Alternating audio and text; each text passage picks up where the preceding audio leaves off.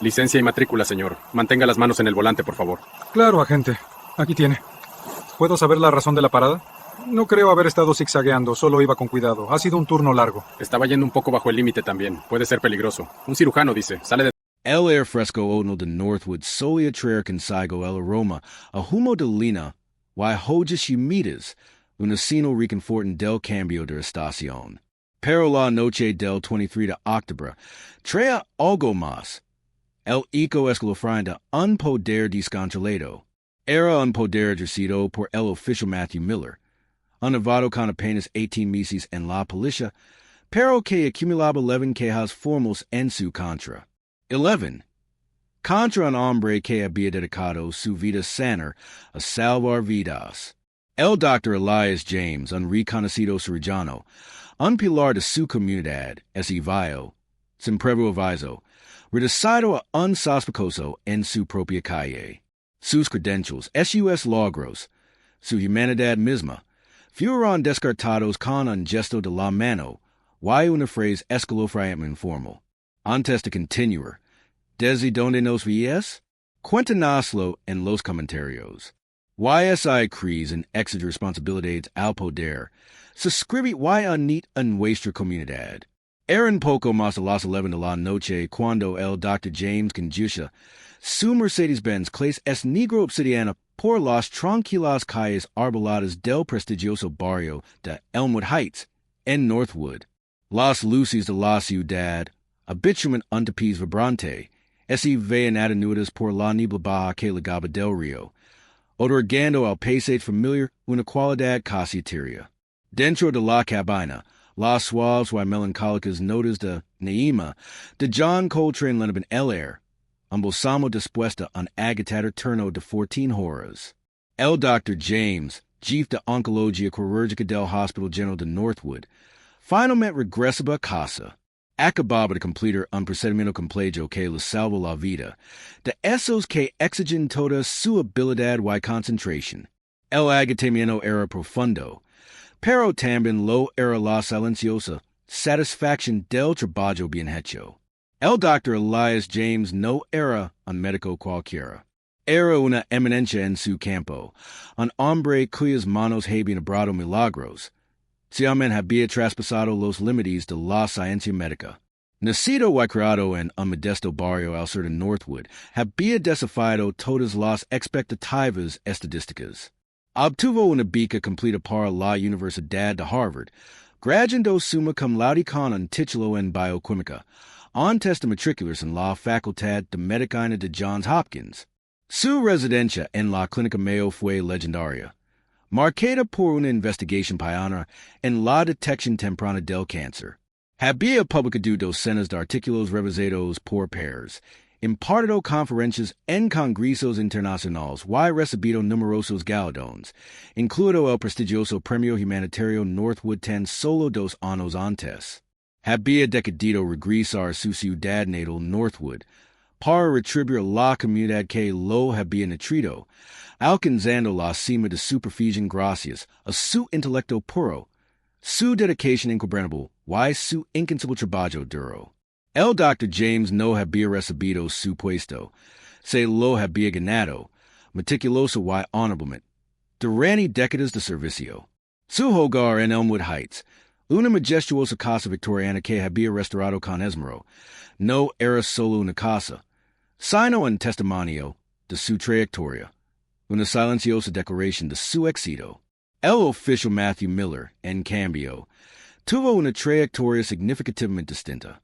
Recién graduado de la Academia de Policía de Northwood, su carrera acumulaba rápidamente quejas públicas y advertencias internas. Las 11 quejas, una cifra asombrosa para alguien de tan bajo nivel, pinaban un panorama preocupante.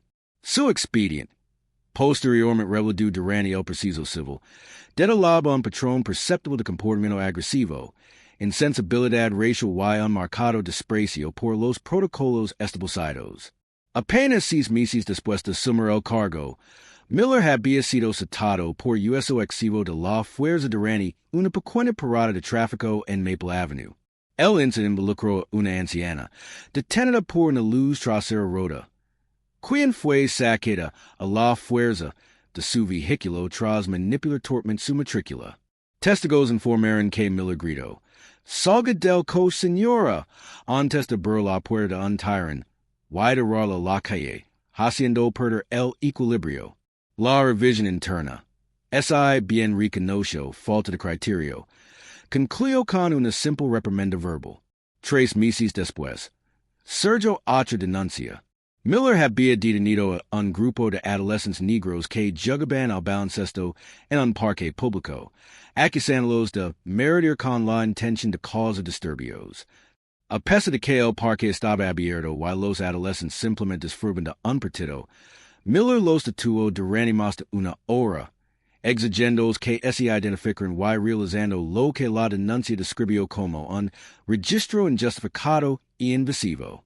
La denuncia formal de los padres alegó discriminación racial, pero el departamento optó nuevamente por una respuesta mínima, un caso obligatorio de repaso de sensibilidad, al que, según revelaron posteriormente, Miller apenas asistió. Un incidente particularmente tras involucró a un veterano sin hogar cerca de la biblioteca del centro. Miller, respondiendo a una llamada sobre un individuo problemático, fue filmado por un transom burlándose del impedimento del habla del veterano y confiscando sus escasas pertenencias, incluyendo una mano desgastada y un sándwich a medio comer, con el pretexto de hacer cumplir las normas sanitarias. La indignación pública fue considerable y resultó en una breve suspensión sin goce de sueldo, pero sin dejar ninguna marca permanente en su expediente que diera lugar a una investigación más exhaustiva sobre su idoneidad para el cargo. Finalmente, apenas unas semanas antes del incidente con el Dr. James, Miller se había visto involucrado en un polémico registro vehicular en Cedar Street. Tras detener a un joven universitario por tener una pegatina de inspección vencida, Miller procedió a registrar su coche en obtener su consentimiento en establecer causa probable. Afirmó haber olvidado marihuana, una afirmación que el estudiante negó rotundamente y que no es vio respaldada por ninguna prueba encontrada. La denuncia del estudiante detalaba la actitud despectiva de Miller y su negativa a explicar sus acciones. El patrón era evidente, grabado en el registro público y, aún más importante, en la vida de quienes se habían tapado con el agente Miller. Su corta carrera era un ejemplo de cómo la autoridad, ejercida sin discreción en impacia, podía causar daño. La llamada de despacho legó a las 23:07. Unidad 34. Acuda un vehículo sospechoso, un sedán negro, posiblemente con conducción errática, en Elmwood Heights. Quien Lama informa que un vehículo con la descripción correspondiente ha estado dando vueltas por la cuadra. Proquita con precaución. La persona que Lamo, identificada posteriormente como un nuevo residente que desconoce a los antiguos habitantes del barrio, proporciona una descripción vaga, pero cargada de suficiente sesgo implícito como para provocar una respuesta. Un sedán negro de lujo en un barrio adinerado, predominantemente blanco, conducido a altas horas de la noche. Para el agente Miller, que patrullaba en las inmediaciones, fue toda la justificación que necesitaba. El Dr. James, ajeno a la tormenta que se avecinaba, continuó conduciendo. No daba vueltas. Simplemente recorría las calles sinuosas y tenuemente iluminadas de su barrio, quizás un poco más lento de lo habitual, saboreando el tranquilo viaje a casa, repasando mentalmente los intrincados detalles de la cirugía que acababa de realizar. No era errático, simplemente estaba presente. Entonces, las luces intermitentes, rojas y azules destelaban contra la niebla, refugiándose en el asfalto mojado. El Dr. James suspiró, deteniendo su Mercedes suavemente hasta la acera. Miró por el retrovisor y vio al agente Miller acercándose, con la luz de su linterna atravesando la penumbra. Debería exigirse a los agents verificar credentials como la licencia profesional o la identificación hospitalaria antes de intensificar una detención, especialmente cuando el motivo inicial es vago. Cuéntanos tu opinión en los comentarios. El oficial Miller se acercó a la ventanilla del conductor, con la postura rígida, y la mano apoyada en su arma reglamentaria. Licencia y registro, por favor. Su tono era cortante, sin las habituales palabras de bienvenida. El Dr. James, siempre sereno, bajo la ventanilla. Buenas noches, agente. ¿Hay algún problema? Su voz era tranquila y mesurada. Licencia y matrícula. Señor, ahora. La luz de la linterna de Miller recorrió el rostro del Dr. James, y luego se detuvo en el interior del coche. El Dr. James buscó lentamente su billetera, y luego la guantera. Por supuesto, agente. Lu entregó su licencia de conducir, y la matrícula del vehículo. Soy el Dr. James. Vivo a solo 2 cuadras de aquí. Sonolo vagamen hacia la calle. Miller tomó los documentos, entrecerrando los ojos al examinar la licencia. El Dr. James, ¿qué clase de médico? La pregunta fue formulada con una sutil mueca de desprecio, con un dejo de incredulidad. Soy cirujano oncólogo en el Hospital General Northwood, respondió el Dr. James, manteniendo la compostura. Busco su identificación del hospital, prendida en la solapa de su chaqueta. Aquí es mi placa del hospital. Por así lucir de ayuda. Miller apenas miró la placa. Oncólogo cirujano, repitió lentamente, con un tono escéptico en la voz. ¿Y conduce un coche así, de noche en este barrio? Hizo una pausa, dejando la insinuación en el aire. Recibimos una llamada sobre un vehículo sospechoso, con conducción errática. Un sedán negro, igual que el suyo. Oficial, acabo de terminar un turno de 14 horas en el hospital. Estaba realizando una cirugía. Lo aseguro que no estoy conduciendo de forma errática. Simplemente me voy a casa. La paciencia del Dr. James empezaba a agotarse, pero su voz se mantuvo firme.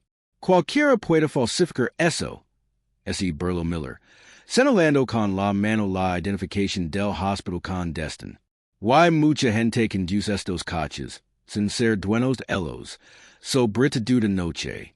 ¿Tiene alguna prueba de que trabaja en el Hospital General Northwood, Dr. James? El sarcasmo ahora era apenas disimulado. El Dr. James respiró hondo. Tengo mi número de licencia médica, mi identificación empleado. Incluso puedo llamar al hospital ahora mismo para que verifique mi identidad y empleo. Ofreció su teléfono. Miller ignoró la oferta. No hace falta. Solo dime que hacías dando vueltas por la cuadra. No estaba dando vueltas, agente. Había casa. Mi ruta me leva por estas calles. Quizás la niebla hizo que pareciera que conduce más lento de lo habitual, pero no conduce erráticamente y estaba dando vueltas. Mientras continuaba el intercambio, se encendieron algunas luces del Porsche. Los vecinos, atraídos por los destellos y el tono cada vez más intenso, empezaron a salir de sus casas, algunos asomando tras las cortinas. Una pareja que pasaba a su perro se detuvo, con expresiones que pasaban de la curiosidad a la preocupación. Meyer, Dr. James, solo hago mi trabajo. Este es un barrio de alto valor. Tenemos muchos incidentes aquí. Que diga que es médico no significa que lo sí. La voz de Miller se hizo más fuerte, más insistente. Necesito que salga del vehículo. ¿Salir? Agente, yo presento toda mi identificación. He explicado mi presencia. ¿Cuál es la causa probable para que salga de mi vehículo? Las manos del Dr. James, que habían salvado innumerables vidas, aferran el volante con los nudillos blancos. Justo cuando Miller abrió la puerta del coche, aparecieron nuevos faros, deteniendo detrás de su patrulla, una segunda patrulla. La sargento Elena Rodríguez Elio, con el rostro denotado por una mezcla de autoridad y preocupación, observó la escena, Figendos en la postura agresiva de Miller. La frustración contenida del Dr. James y la creciente multitud de curiosos. Official Miller. ¿Qué pasa aquí? La voz del sargento Rodríguez rompió la tensión. Miller, momentáneamente nervioso, ese gyro. Sargento, me han detenido un vehículo sospechoso. El conductor dice ser médico, pero no me lo creo. Conduce de forma errática, dando vueltas a la manzana. La sargento Rodríguez se acercó rápidamente al lado del conductor del coche del Dr. James. Miró hacia dentro, abriendo ligeramente los ojos al reconocer el rostro distinguido. Dr. James, Elias James, Sargento Rodríguez, reconoció el Dr. James con un destello de alivio en la mirada. La conoce de eventos comunitarios y de las recaudaciones de fondos del hospital. El Sargento Rodríguez se volvió bruscamente hacia Miller. Official, allergies del vehículo. Deme su número de placa, y su arma.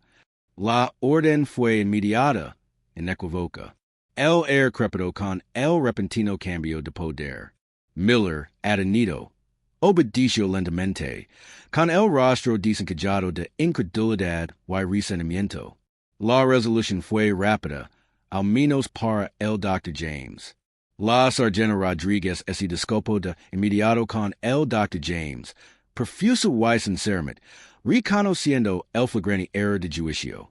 Ella personalmente lo acompañó a casa, garantizando su seguridad y ofreciendo una escolta policial formal durante el resto de su corto trayecto. El oficial Miller, mientras tanto, fue separado inmediatamente de SUS functions, con su arma de servicio y placa confiscadas en el acto. Fue puesto en licencia administrativa en espera de una investigación interna completa, un preludio de lo inevitable. Deberían los oficiales que demuestran un claro sesgo racial, especialmente aquellos con un historial documentado de quejas, ser despedidos automáticamente y perder su certificación? Comparta su opinión a continuación. Las imágenes de la cámara corporal publicadas por el Departamento de Policía de Northwood tan solo 24 horas después del incidente causaron una gran revuelo en redes sociales. En cuestión de horas, las etiquetas hashtag Justicia para el Dr. James y hashtag sesgo en el deber se convirtieron en tendencia nacional. Las imágenes, sin editar ni editar, que muestran el tono destinoso del agente Miller, SUS acusaciones apenas veladas y su rotunda negativa a aceptar las credenciales legítimas del Dr. James, acumularon más de 50 millones de visualizaciones en las primeras 48 horas. Medios de comunicación de todo el país se hicieron eco de la noticia, erigendo una dura luz nacional sobre el Departamento de Policía de Northwood. El incidente se convirtió en un escalofriante caso de estudio sobre sesgo implícito y abuso de autoridad. Las respuestas institucionales fueron inmediatas y generalizadas. El Ayuntamiento de Northwood convocó una sesión de emergencia en la que condenó formalmente las acciones del agente Miller y se compromiso a una total transparencia en la investigación. El jefe de policía Thompson, visiblemente conmocionado, ofreció una conferencia de prensa y permitió una revisión exhaustiva de los protocolos de capacitación del departamento y las medidas de rendición de cuentas. El Dr. James, conmocionado por el impacto psicológico de ser tratado como un delincuente en su propio vecindario, presentó una demanda contra el oficial Miller y la ciudad de Northwood. Las acusaciones eran claras: discriminación racial, privación ilegal de la libertad, angustia emocional y violación de SUS derechos civiles bajo la cuarta y la 14ª enmiendas. La demanda detalaba el patrón de mala conducta del oficial, argumentando que la falta de atención adecuada por parte del departamento a las quejas previas de Miller contribuyó directamente al incidente. La batalla legal, aunque emocionalmente agredora, fue finalmente decisiva. En la abrumadora evidencia de las cámaras corporales, la indignación pública y un claro patrón de negligencia al abordar la conducta previa de Miller, la ciudad de Northwood resolvió la demanda por la asombrosa suma de $7. $5 million. Fue el acuerdo más cuantioso en la historia de la ciudad por una violación individual de los derechos civiles. Un claro reconocimiento del profundo daño infligido y las fallas sistémicas que lo permitieron. El despido del oficial Matthew Miller se produjo rápidamente. Su carta de despido, un documento publicado posteriormente, fue inequívoca. Su conducta la noche del 23 de octubre de 20XX constituye una flagrante violación de la política del departamento, una profunda falta de criterio y ha causado un daño irreparable a la confianza pública en el departamento de policía de Northwood. Su reiterado incumplimiento de los estándares profesionales y su demostrado patrón de comportamiento partial y agresivo lo incapacen para continuar en el servicio. En cuestión de semanas, la Junta Estatal de Desertificación Policial revocó su licencia policial, garantizando que nunca más volvería a usar una placa y a portar un arma en el Estado, poniendo fin a su carrera en las fuerzas del orden. Meses después del incidente, el Dr. Elias James se presentó en un salón de actos abarrotado, con una voz silenciosa, y pretende que llamaba la atención. Estaba aceptando un premio de una organización nacional de derechos civiles. Pero su discurso trascendió la mera gratitud. Si esto me puede pesarme, comenzó, recorriendo con la mirada los rostros del público, un cirujano condecorado, propietario de una vivienda en un barrio dinerado, un hombre que ha dedicado su vida a la sanación. Es a mi pueden tener Wahyu Miller en mi propia calle. Es a mi pueden tratar como un criminal solo por el color de mi piel y las suposiciones de un oficial. ¿Qué esperanza hay para los demás? Su voz se hizo más fuerte, con un matiz de indignación contenida. El impacto psicológico es inmenso. Erosiona la confianza. Siembra el miedo donde debería haber seguridad. Te obliga a cuestionar tu lugar, tu pertenencia, incluso cuando te las ganado 1000 veces. Mi privilegio no me prestigio esa noche. Mi educación me perfige mi posición en la comunidad. Nada de eso importa en un sesgo desenfrenado. No se trataba solo de una manzana podrida. Se trataba del huerto que permitió que esa manzana se pudiera que envenenar a otros. Debería un incidente de esta magnitud, que expone claros patrones de sesgo sistémico y reiteradas fallas departamentales, desencadenar automáticamente una investigación federal sobre las prácticas del Departamento de Policía? Cuéntanoslo en los comentarios. Las conclusiones departamentales posteriores fueron contundentes. Una revisión independiente, encargada por la ciudad tras el acuerdo, identificó una serie de fallos sistémicos. Puso de relieve la insuficiencia de la formación existente en Northwood sobre discriminación, que se consideró superficial y en gran medida ineficaz. El informe detalló un preciso de revisión de quejas deficient, en el que reincidentes como el agente Miller reciben constantemente reprimendas leaves, sin que se produyan intervenciones más serias. Señaló un sesgo implícito en los protocolos de despacho, donde las llamadas imprecisas podían interpretarse con prejuicios. Y, lo que es más importante, expuso una cultura dentro de ciertas unidades que permite decirme, esa no fomentaba una mentalidad de nosotros contra ellos, especialmente en las interacciones con las comunidades minoritarias. En respuesta al informe, la ciudad de Northwood anunció reformas radicales. Estas incluyen incapacitación obligatoria en competencia cultural, desarrollada en colaboración con líderes comunitarios y expertos en derechos civiles, que exige al menos 40 horas anuales para todos los agentes. Se estableció una junta de revisión ciudadana independiente y revisada, con facultades para emitir citations y recomendar medidas disciplinarias, incluido el despido. Se implementaron nuevos mandatos de revisión de cámaras corporales, que exigen a los supervisors auditar aleatoriamente las grabaciones para detectar language o conducta sesgada, con alertas automáticas para ciertas palabras clave o acciones. Además, el departamento se comprometió a diversificar sus esfuerzos de reclutamiento y implementar un sistema íntegro de intervención temprana para los agentes con quejas crecientes. La historia del Dr. Elias James, y el oficial Matthew Miller es un recordatorio de que los prejuicios, a menudo sudos y insidiosos, pueden invalidar la evidencia objetiva, sacavar los principios mismos de la justicia y destrozar vidas, expone la insidiosa verdad de que, incluso en credencials impecables, y una inocencia negable, el color de la piel puede convertirse en el principal factor determinante del trato que reciben quienes juran proteger y server. Las consecuencias fueron de gran alcance. La carrera de un oficial terminó, una ciudad pagó millions y, lo más importante, la confianza entre una comunidad y su fuerza policial se vio gravemente fracturada. Sin embargo, de los escombros se sentó un precedente. Un mensaje contundente y innegable. La autoridad sin control, alimentada por prejuicios, y no sería tolerada. Obligo a una justa cuentas. Un examen doloroso pero necesario de cómo se manifiestan los prejuicios implícitos en las interacciones del mundo real y el impacto devastador que pueden tener. Pero, ¿qué cambia ahora? Es realmente suficiente un acuerdo multimilenario y algunos ajustes políticos para desmantelar problemas sistémicos que se han gestado durante décadas. ¿Es no siglas? El desafío persiste.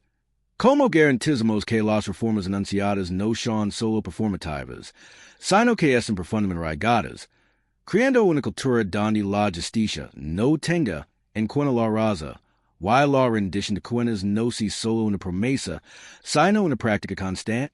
¿Deberían los departamentos de policía estar obligados a implementar juntas civiles de revisión independientes con plenos poderes de investigación y disciplina? Comparte su opinión sobre esta crucial propuesta política en los comentarios. La lucha por la justicia verdadera, por un sistema que beneficie a todos por igual, esta lejos determinar. No cederemos en nuestra búsqueda incansable de estas historias, porque se trata de todos. Comparte este video. Suscríbete en nuestro canal. Y unid a nosotros para exigir un mundo donde la justicia significa justicia para todos.